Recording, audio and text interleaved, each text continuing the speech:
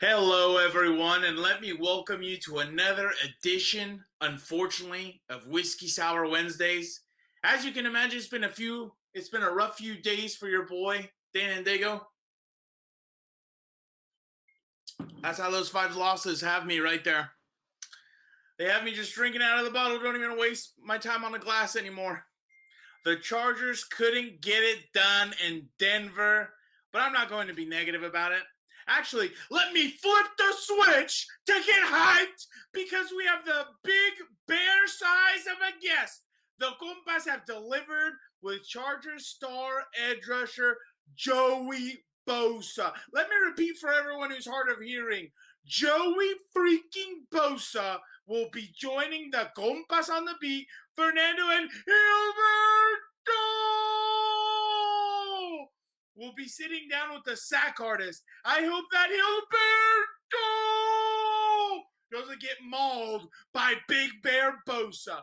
This is a must-watch and a must-listen interview because the Compas and Bosa will discuss various topics.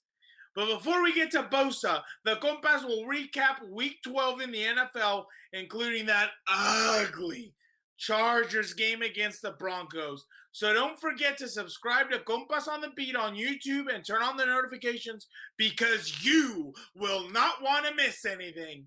You never know who's going to be stopping by to talk to the Compas. Woo! Also, subscribe to Compas on the Beat on Spotify, Apple, and Google Podcasts. And don't forget to follow the Compas on the Beat on Instagram. Now, it's time! Let's get to the best damn podcast in the universe. Play the music,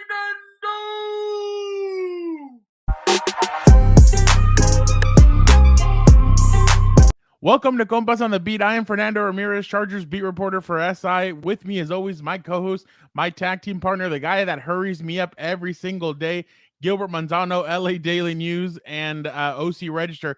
What's up, bro? The guy that hurries you up every single day? Or Fernando, you're a chatty person. Some people need to move it along. You like to stop and pause and just keep talking and talking. But I'll give you credit. You took a break last week. That's why we're going to have Compas on the Beat last week. I know people are sad, crying emoji, and blame Fernando for that. People blame me for the Chargers losing because I predict them. Blame Fernando for not having Compas on the Beat last week. You just can't take you just can't take criticism by yourself. You have to drag other people in the mud with you, don't you? Yeah, I know that's coming. People are blaming me. And I was actually thinking about man, am I really and it's not just one person now, it is multiple people. Like 3 or 4, whatever. But I was doing the math. I'm like, okay, the 5 losses the Chargers I've had this year, I've picked them to win every single time. The numbers are not good right there off the bat. But I picked the Charger four times and they won 4 times too. So the only time I haven't picked against I didn't pick against the Chargers, or didn't. Am I making sense? Okay. I picked the Chargers 9 times this year. Twice I did not. Pittsburgh Steelers game and the Kansas City Chiefs game. I got both of those wrong. So I'm not doing well. But I picked the Chargers 4 times to win and they won. Okay. And so I am 4. Yeah. 4-7 is my record, is what I'm trying to say. But I'm not cursed, okay? All right. The Chargers have won 4 times when I've picked them.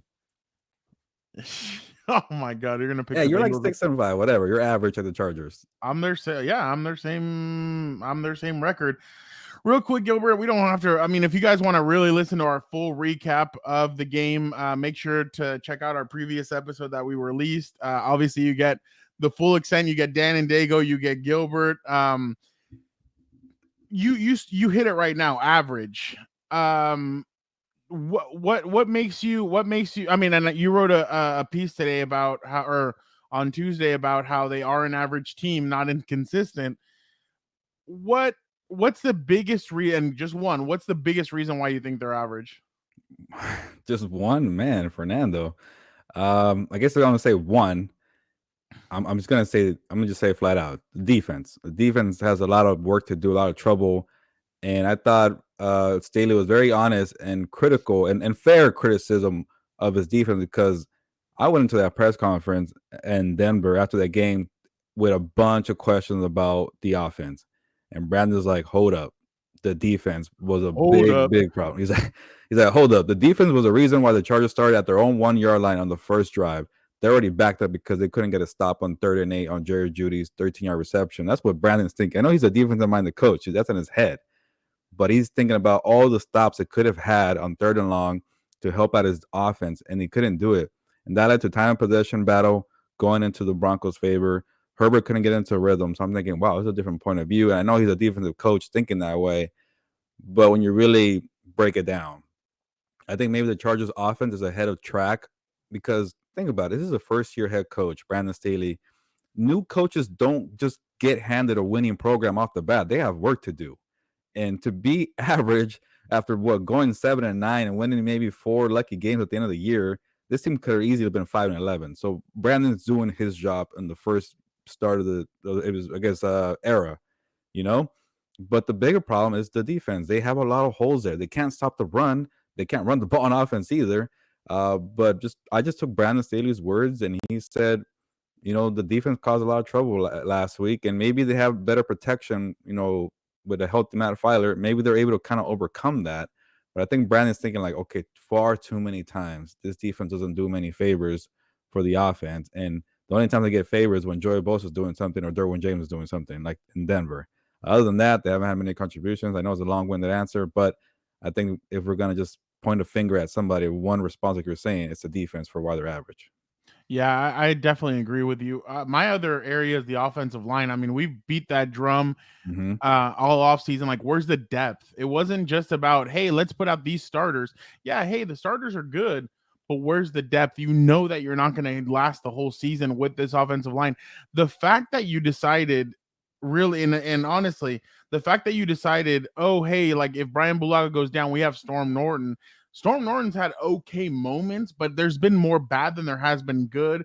There's been more of him getting knocked over and Justin feeling the rush. Justin, and there's no more thinking, oh, well, maybe it's this, maybe it's that. No, that right side of that offensive line is completely getting, like, guys are getting through. Bradley Chubb, I literally did not see him on Rashawn Slater's side, and maybe he had 3 or 4 plays on that side.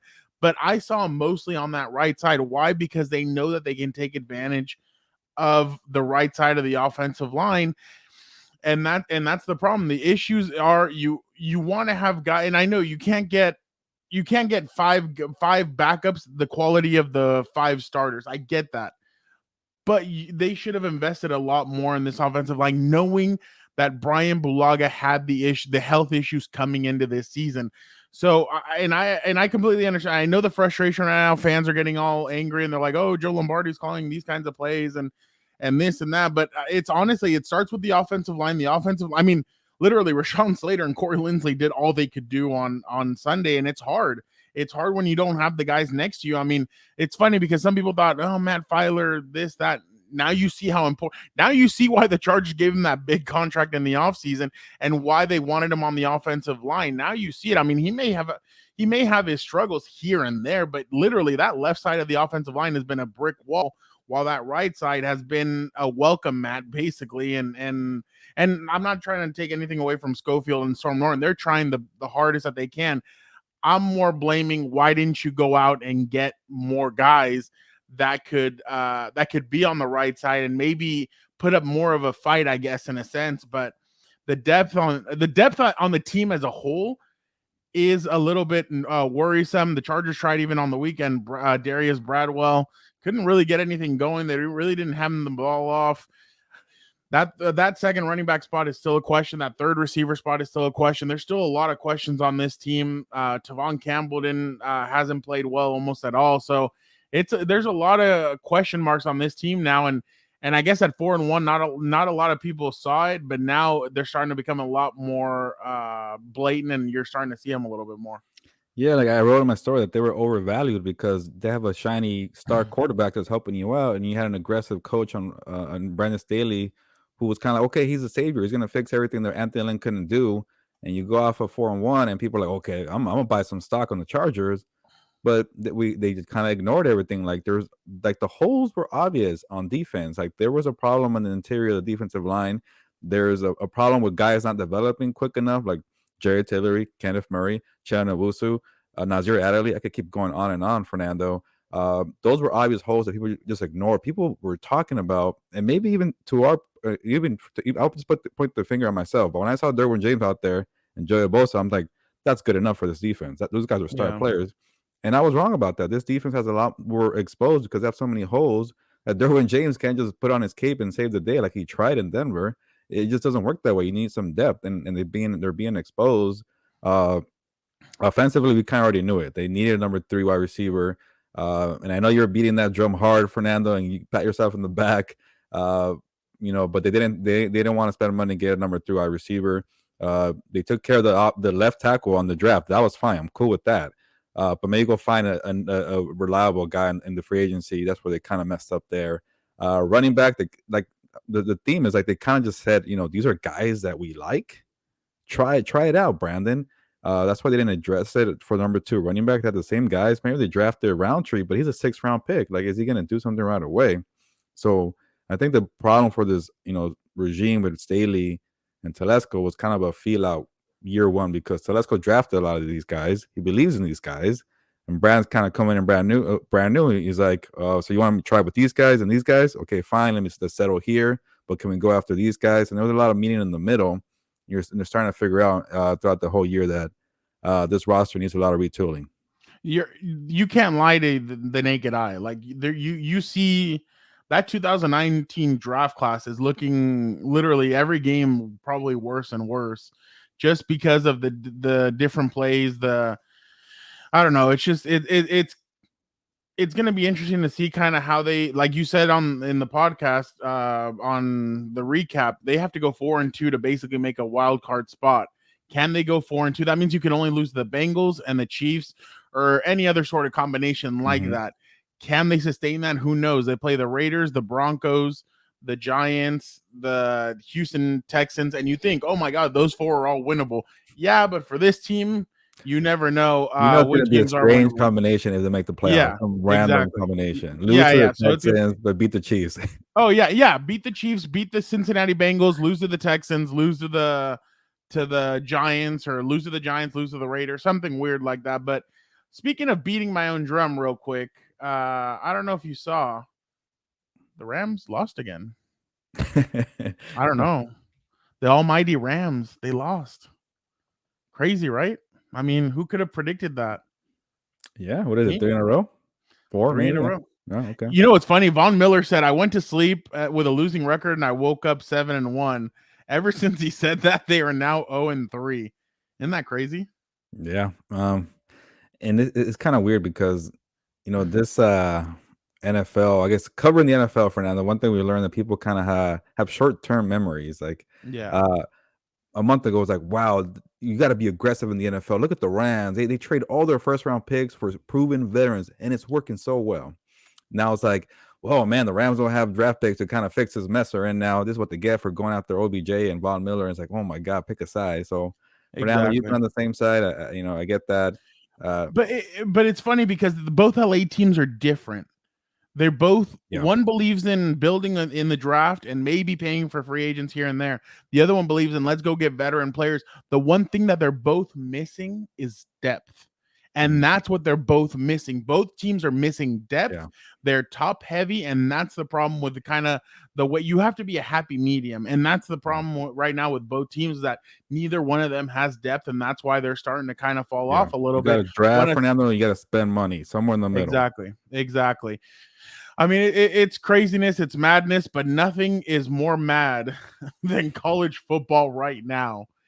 Gilbert, what did you make? I mean, obviously Monday. No, it happened Sunday. Sunday. So you were at the game. Yeah, on the stadium. You saw the alert or no? Yeah, we saw that Lincoln Riley. Credit to my former coworker Ryan Karchi. He broke that news at the LA Times. Jewish reporter. Shout out to Ryan. We gotta get Ryan on. Yeah, we haven't gotten Ryan. We got to get Ryan on. He was great, but it just sounded like this came out of left field because I think they were doing reporting to other candidates. I think Matt Campbell, is that from Iowa State? I forget. I'm terrible with college football. Was kind of the front runner, and then Lincoln Riley out of nowhere. And I think I saw an interview with Lincoln Riley. Was like, "Yeah, I want to be the head coach at LSU." So he didn't lie. He just nobody asked him about USC. So and then you see the whole Brian Kelly thing Monday. going to LSU and taking that job, and then you start wondering what's a better job, going to SEC or going to the Pac-12 in LA. I'm biased. I think the USC job is better because you get to live in Los Angeles, but you don't have all those good players from the SEC. No, exactly. And I'm with you.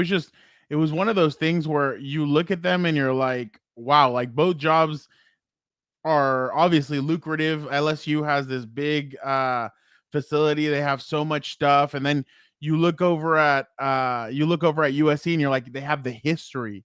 They're USC. They've been down for years. What's going to propel them? What's going to bring them up?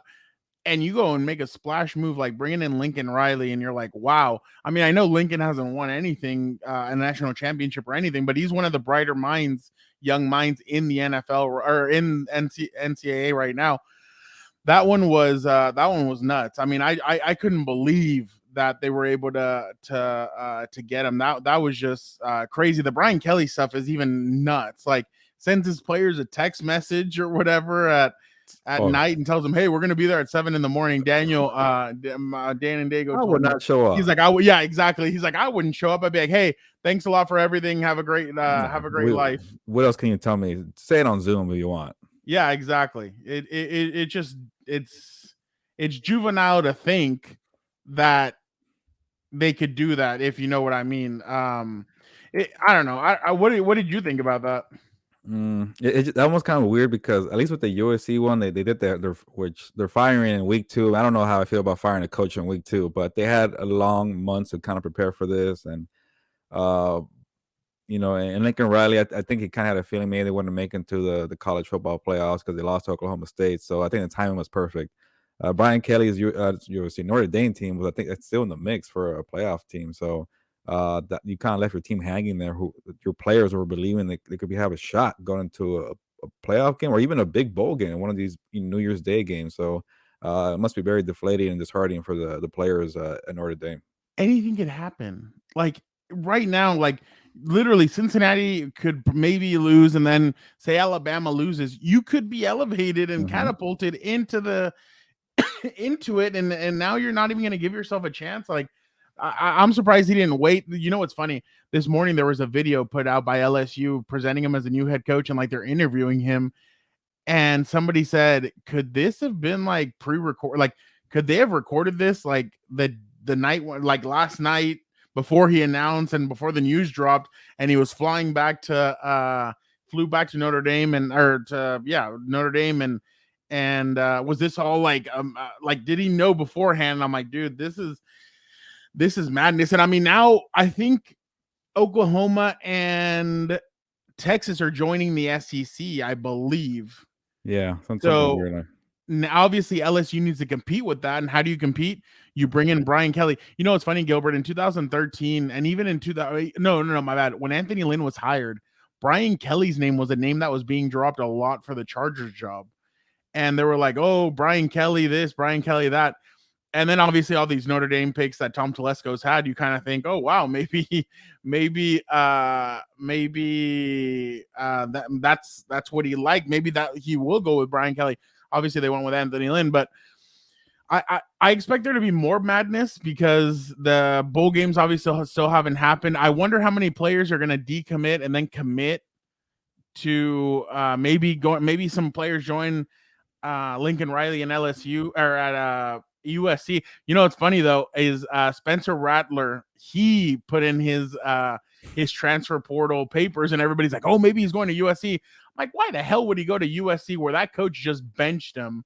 Why in the blue blazes would he want to go to USC where this guy just benched him? Like, why? What's the point of that? I don't know, Fernando, but you keep talking about getting your guy and having this big interview and going to these pressers. I'm going to just set you up because I don't want to bury the lead anymore, Fernando. You got your guy. We got Joey Bosa on the show. Why are you making him wait? Hey, it's Joey Bosa. I know he likes a grand entrance. He likes to make a big entrance. So hey, let's get him on. This is going to be a lot of fun, Gilbert, getting Joey Bosa on. We have a grand guest, actually bigger than grand. He's a Big Bear guest, a sack artist, and an anime fanatic. He's, of course, Joey Bosa, star edge rusher for the Chargers. Joey, how are you doing? How did you like your introduction and sacking quarterbacks and watching anime? Do you have any other hobbies? No, those are a couple good ones. Yeah, thanks for having me, guys. It's always good to talk to you.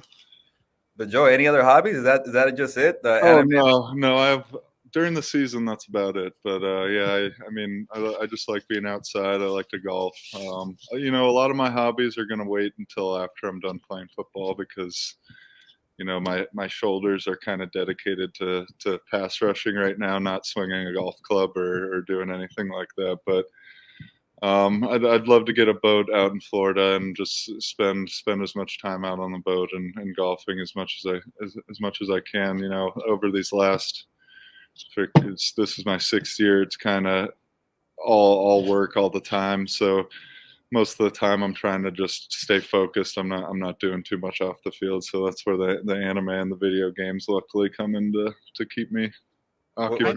I need to hear about a game between Justin Herbert, Keenan Allen, and Joey Bosa in golf. I need that. Yeah, no, I'm not coming out victorious in that game. That's for sure. No.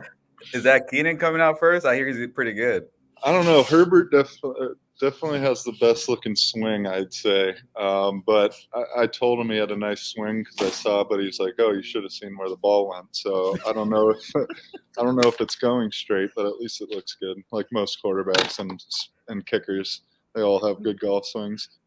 Well, Joey, according to the internet, you got a new house in Fort Lauderdale, Florida. No boat yet? Yeah, nothing's private anymore. Nothing, but yeah, it's now everybody has my address, so come on by and no, just kidding. Stay away, please.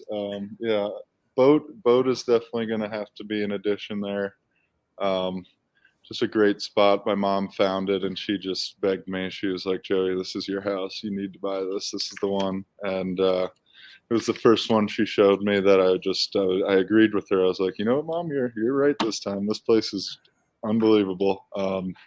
So I've been looking at some places for about a year now, and this is kind of a big move. I've been living in a townhouse, and I want my own kind of my own space coming out of my garage every day and having all the neighbors and stuff. It's good, except when they want to complain about the hedges being an inch too tall, and I'm like, come on. Do you think I really care about my bushes right now? Like, I don't want to have this conversation. So Joey, when you were inviting us, I was going to tell you, I'll bring the carne asada, Gilbert will bring the Modelo's, and we'll hang out. Yeah, so well, it's a little fancy schmancy, but I have a whole wine wall right when you walk in the front door, so you guys can bring me some little cheapo bottles I can throw in there. I'm gonna just fill it with a bunch of crap wine. we got you, Joey. But before we kind of ask you more questions about yourself, a few football questions, Joey. And I feel like we ask you all the time about these crazy Chargers game, but that Steelers game, is that up there one of the craziest game, or is that Browns game up there too, or can you keep track anymore? Yeah, no, they're all crazy. It seems like it's yeah. My coach, he's like, you gotta love it. I'm like, yeah. I mean, I guess I'd also love just winning and not having to stress out, but it does make the end and the victory that much sweeter to come out on top after just a back and forth like that. So yeah, it was a stressful game, but I mean, we're just coming out on top a lot more as of late. Enjoying part of these kind of wild games. Usually Justin Herbert's having kind of a masterful performance. When you're on the sideline just watching Herbert kind of throw dimes all over the field, what kind of goes through your mind? Keep doing it, please. Yeah, it's we just know we have to give him an opportunity, and more than likely he's going to make something happen. He's I think he made some plays with his feet this last week that we're going to have to see more of. I think him being able to get outside of the pocket and make things happen running the ball is huge, because he really is a double threat type guy, because he could I got a bunch of distractions around me.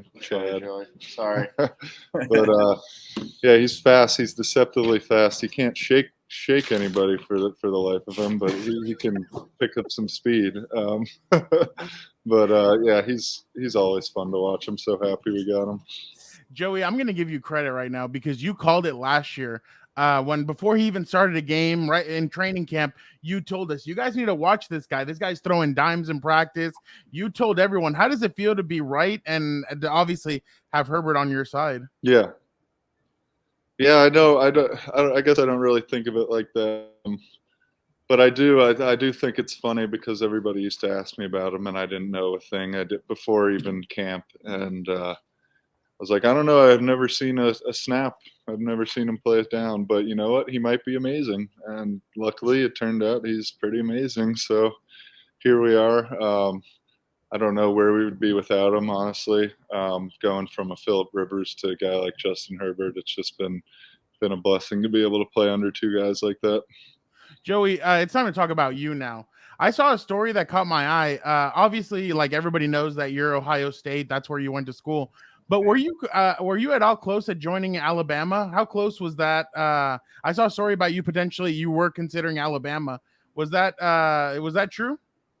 Yeah, it was definitely a big consideration. It was my first offer, one of my first visits. They're the team that kind of set the whole recruitment process in motion for me. You know, once you get an Alabama offer, it's the floodgates kind of open up after that. You don't even have to be a good player, but you just yeah, we were there, me and my dad, and we were real close to. Well, I was really close to committing because we were just like, how does it get better than this? This is the top of the top. It was really early, and me and my dad tend to be a little impulsive sometimes. So we were like, all right, let's take a step back and maybe see some more options. And we went on some great visits and kind of visited everywhere. And it was still a close call, but I think just the group of people, the coaches, and everything fit for me at Ohio State. So obviously we know that Nick Bosa as well, San Francisco 49ers, edge or defensive end.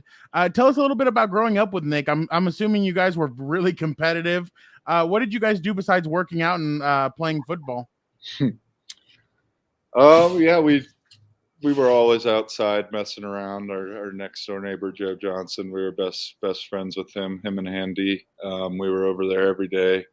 They had a jungle for a backyard, and we were either playing airsoft or just running around either in the pool or swimming in the canal or doing this or that, freaking skateboarding, doing this. I mean, we had a bunch of friends in the neighborhood, so we'd be riding our bikes, riding our skateboards. We were always active doing something. Luckily, we grew up in the time of playing outside and video games. So after we finished our fun times outside, we'd go in and play Nintendo 64 or Xbox or whatever we had at the time. So yeah, we were always up to something, having fun, going on vacations with the family. I was probably, if we were doing anything competitive, if he beat me, I was chasing him around, making sure he was upset too, because I wasn't going to be the only one upset, obviously, being the big brother. So, but luckily, after a few years in high school, the old bully older brother changed, and we became real close friends. And kind of, I mean, we were always close, but I think once we kind of got to that, we were both in high school, we really connected, and just we played together that year, which was really fun. And we just were always up to something. Joe, you got my attention when you mentioned Nintendo 64. My game was Super Smash Brothers. Did you have a game, you and Nick? Yeah, we definitely played some Mario 64 a bunch. We played Mario Party a bunch with my cousins. Mario Party was probably the biggest game, because we'd always just play the mini games, like the blow up Bowser and the like fire jump rope and all those different games. Like, honestly, going back now, I'd probably have more fun playing Nintendo 64 than I would even as a kid. But yeah, it's I wonder if my grandma still has that tucked away somewhere. And Joey, maybe I should do my research a little more, but I'm curious about the name Big Bear and Smaller Bear for your brother Nick. And I think Derwin James said that his mom calls them Pooh Bears, so a lot of bears. Yeah. In that locker room. What's the name? How did you get that? Yeah, it was just totally random. My friend Drew Hansen, he probably doesn't remember this at all. but he just it was just a random day, and I was thinking of Instagram, or I was making one of my social medias, and that's what he said. He's like, he just came up with that, and I was like, oh, that's good. And that's how it's stuck ever since then. I've kind of used it as my like gaming hand profiles or whatever it is. So it's kind of just it's stuck over time. Okay, we like it. And then Mickey's not much smaller, but I guess age wise, it works. It's pretty catchy, Joey. And now that I remember, last year I tried asking you about Attack on Titan, and you told me there's not enough time in the press conference to talk about Attack on Titan. Are you? I won't make you kind of break it down again because it sounds like there's so much going on that anime. no, yeah, there's way too much. But what got you into it? I don't want to spoil anybody. Yeah, that too. No spoilers. But are you watching anything else or just Attack on Titan? No, I've watched a whole bunch of things since then. I try to mix up my live action intake with my anime intake. I'm actually watching Sopranos with my trainer Todd right now for the first time. I've never watched it. It's great. We're nearing the end of the second season now. I love it. It's funny watching it because it's like watching real families and like real people. So you just get so connected to the characters. Most of them connected in a bad way because they're unbearably evil, but it's a good show. And yeah, Attack on Titan's final season part 2 should be coming out in January, hopefully, if there's no more delays. And then I've read ahead a little bit, but I'm just trying to be patient and just experience it on TV for the final episode. So have you watched any of the new Disney Channel, the Disney shows like Loki and all this other stuff? Have you watched any of those? I watched Mandalorian last year, and I haven't watched any of the. I'm kind of out on the Marvel game. It's a lot, huh? Yeah, it's just Disney ruins everything, so I'll just let them. I love their dirty money grubbing mitts on everything they can. I love it. Joey, obviously we're in the holiday season. I gotta ask you, last year during press conferences you would make us hungry talking about some of your mother's holiday dishes. So I gotta ask you, what are the holidays like in the Bosa household, and what are some of your main dishes that you like? Yeah, so usually she'll do the big ham, and she makes crepes, which is a random thing that we do every year. So we have like leftover crepes that we heat up that are just ridiculous for days on end.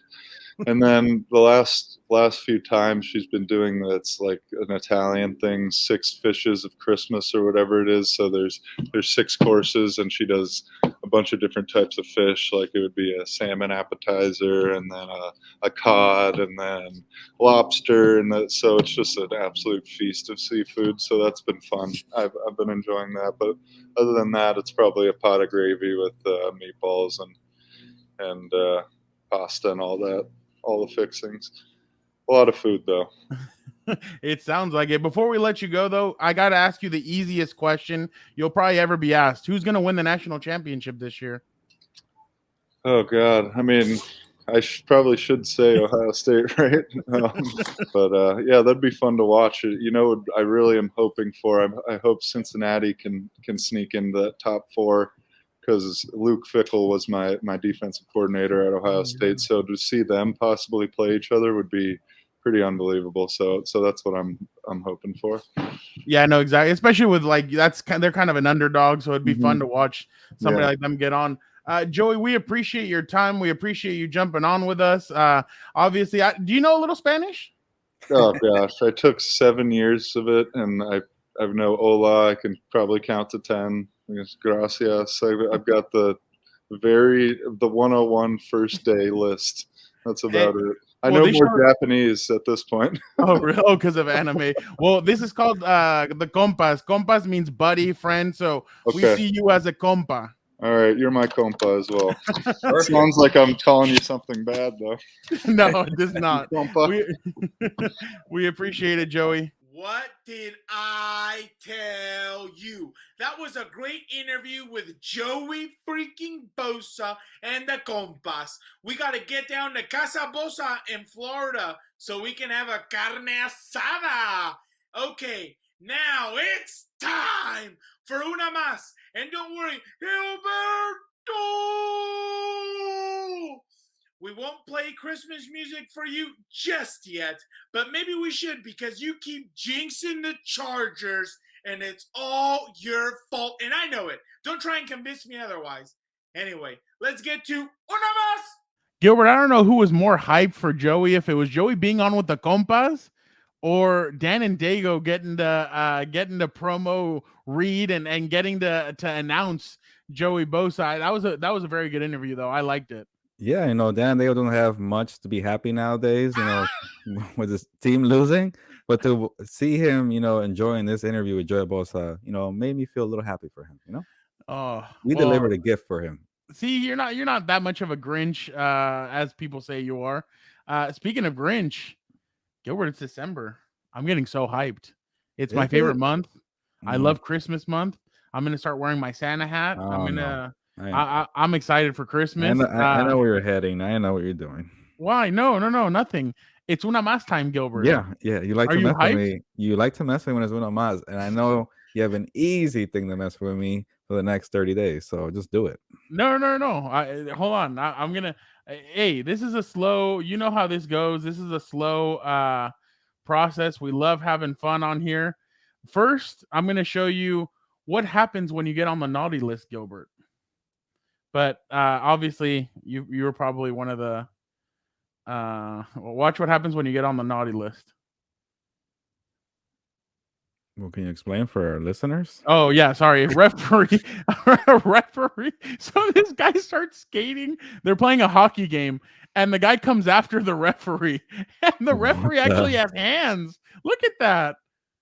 He has hands. Damn. He's throwing haymakers. Coming at him.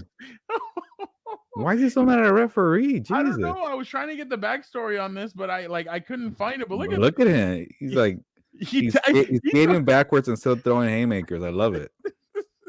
Oh my god, this was so. Have him fight Jake Paul and Logan Paul. Ooh, that'd be a good look at. But look at his skating. He's able to skate. He slips, but look, bang! He's able to get on top of him and bang, bang, bang. This has to be like in Russia where you're born to fight kind of thing. Dude, it looks like it's something like that. But that one was that one's great. It's, I mean, what I know that, and this is in honesty. In Brazil, they kill referees sometimes for making bad decisions. Here, they fight them. So can you imagine? Way better. Can you imagine like getting to fight? I mean, Dan and Dago, I know, wants to fight referees often. When I hear him, he gets mad at a lot of referees. But can you imagine getting to like physically be able to pummel these guys? Yeah, well, don't take it as far as Brazil, apparently. Oh my god! Now I got to show you something that you're gonna trip out at. But let me see. Let me make sure that it's all good to go. This one is First Date Gone Wrong, Gilbert. Okay. So this is the heat. Okay. Well, I mean, I'm trying to because I know that you aren't easily entertained. Yep. So I have to be able to do a good job. If not, I did. I like the first one. It was a fight. All right. Check this one out. Yeah. What the heck? So. Oh, did you just eat the yolk? Sail. Oh, come on. So this guy, he's at breakfast. He has cinnamon rolls, bacon, and eggs. He grabs the straw, and he like his eggs are what do you call that? Sunny side up. Yeah. And he's like eating the yolk, drinking the yolk through a straw like if it's an orange juice. What is he, like Rocky Balboa? I guess in a weird way. I don't know. This is one of the strangest ones I saw, but I thought you'd get a kick out of it just because of what the contents were. But it was yeah, it was some high cholesterol you just got into the straw there. Like I wonder if it was worse. You know how when you take you have like, well, you don't drink for that, but when you drink alcohol and you drink out of a straw, it hits you harder. So maybe that's what he's trying to do with the straw. Maybe, but it was it's pretty nuts to see people do that. But Gilbert, this is, I mean, do you want kids? I guess eventually. Okay. Well, kids sometimes can be a little hard, to deal with and everything. I'm a kids guy. Like whenever my cousins are over, or whenever whenever I have family over and they have little kids, I play with them. I throw them up in the air. I love doing all that. I'm a kids guy. Not me. I'm opposite. I'm out of there. I never would have guessed that. But Gilbert, look at this. So it's a gender reveal.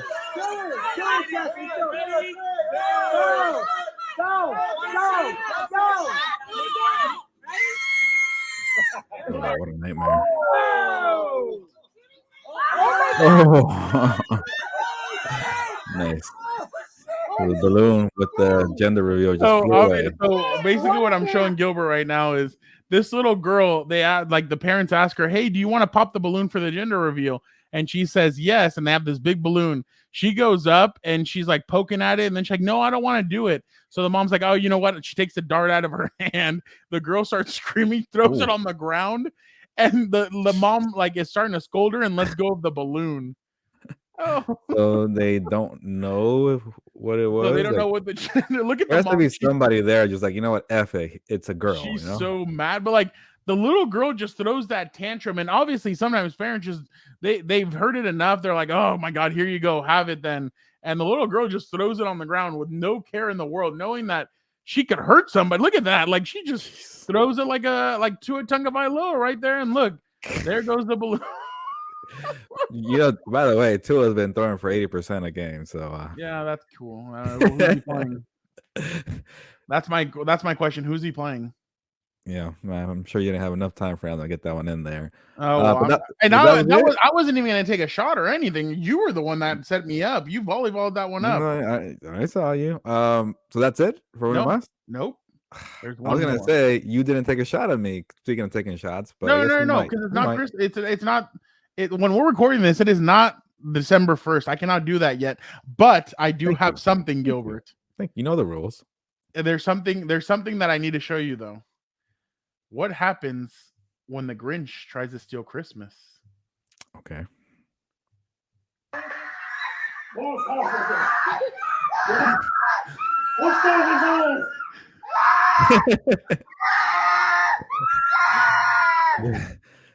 This tells you how old the Grinch is because kids nowadays don't even know who it is.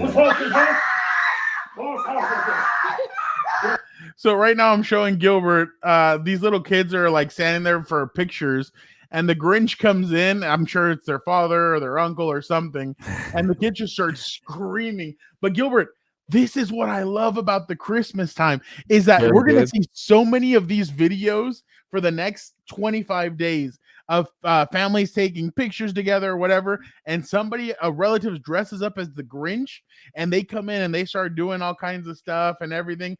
This is what excites me about the holidays, as well as the spending time with family, all the other stuff. This is another thing that I'm excited for is the little kids peeing their pants because their parents try and scare them with the Grinch. The whole world that you like scaring kids. So way to go, Grinch. Dude, that's so much fun. Like, come on, these videos are amazing, especially with the little kids like getting on. I feel bad for these kids, Fernando. How dare Shut up. No, you don't. Everybody knows. Let me ask Dan and Dago if he thinks that you feel bad for these kids. I do. No. Those are fun, but like you know you get a kick out of them. Yeah, but after a while, you don't need 30 days of this, you know? Oh no, it's fun. Fans, they find different ways to do it though. I mean, it's not just using the Grinch. They do other different things and everything. So that's gonna be a fun thing. Yeah, but I do give you credit, and I appreciate you for not playing Christmas music on November 30th. We could get hit with copyright. Dude, I was walking around the Denver airport, Christmas music left and right. They don't care over there. And I was like, I walk in like, like already, like it's November, you know? I'm trying to catch a plane home, like, but whatever. And I give you. Oh, the weather outside is no, not yet. It's 75 degrees out here, so don't do it. And dude, I really thought Denver's gonna be cold, and it was warm out there too. And I'm like, okay, so why are we playing Christmas music? Until I see some snow or a cold devil, don't play it. But I mean, it's that time of the year, though. I mean, everybody's excited. Everybody's excited about Christmas. Fernando, if Christmas is 80 degrees this year, you can't play Christmas music. It's just a rule. It has to be cold outside. But, bro, that's not what everybody. I mean, honestly, I'm just really surprised that you're complaining that much about it. Because I'm just bracing myself. But yeah. Anyways, Fernando, before we go, I just want to say, because we haven't done these movie reviews or TV shows, You got to watch Succession season 3. It's so Oh, you good right watched now. it? Well, I caught up yesterday, so I'm on season 3, episode 7. I think there's maybe 2 more to go, 3 more. So get on Succession. Sorry I from the actually beginning. I actually have not watched it, and I've been wanting to just because I've heard really good things about it. Speaking of cold weather though, or not, this was a pretty funny tweet over the weekend that I saw. Wearing a sweater under a coat for a sunny day in Denver is what Gilbert Manzano put, and then Yeah. obviously you get. I had to throw this one in there. Jason Staley with the soft. Well, keep in mind, I stay in the stadium all day. So when I walk out at 9 p.m. and it's 40 degrees outside, guess who's no longer soft? I'm comfortable, okay? Was it that bad? It was like 44 degrees when I left. So yeah, I was sweaty when I got into the stadium on a sunny day. I was like, okay, I look kind of silly, but it paid off in the end when I was waiting for my Uber outside in the cold, okay?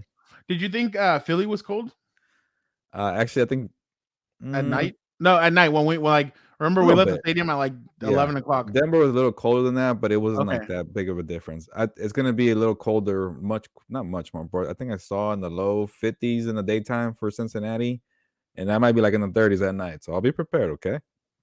Hey, be careful getting out of that stadium because last year Jeff Miller and I got locked into that stadium, and I saw exit with those exit signs that say, "Hey, this sound is gonna go off if you open it up." And I told Jeff, "What do you want to do?" He's like, "No, let's go through it." So both of us, boom, we went through it, and yep, and we got out. And You're getting me worried. Ring. Okay, you're getting me worried. So I don't want to be locked outside in the 30 degrees in Cincinnati in December, okay? Hey, as long as you have Jeff there, you're gonna be fine. Okay, I'm gonna keep an eye on him. I can't let him leave before me then. Exactly. No, you better leave when he leaves, especially because he knows how to get out of there now. I mean, we learned last year, but it should be a good one. Hey, they give you chili at halftime for a meal. I mean, it is a little, but hey, it's a good one. But I'll give credit to Denver because I like to complain when my food's cold. They have like these heaters. They put out the food and there's like overheaters, and they put them in little containers to keep the food warm. Excellent. What'd they feed you? I think it was pork and chicken. The macaroni was really good. Like Popper went to go back get a whole plate of macaroni because he loved it so much, macaroni and cheese. Oh, wow. The veggies were good, and like I said, the food was warm. And I didn't have to like get there in the morning to get warm food. It was like it was warm the whole day. I loved it. The little heaters they have there was amazing. Snacks were great. Like the food quality wasn't the best, but it was just warm, and that meant a lot to me. God, you could. I wonder how you're going to be in December. I mean, are you going to be this grouchy person, or are you going to be a lot more relaxed in December and not complain so much? Just don't put all your Christmas cheer in my face all the time, man. Bro, I won't be grouchy. Bro, I'm going to wear a Santa hat to one of these games. Oh, God, you'd be annoying. Why? Don't be that guy. Why? It's fun. I bring out the Christmas cheer.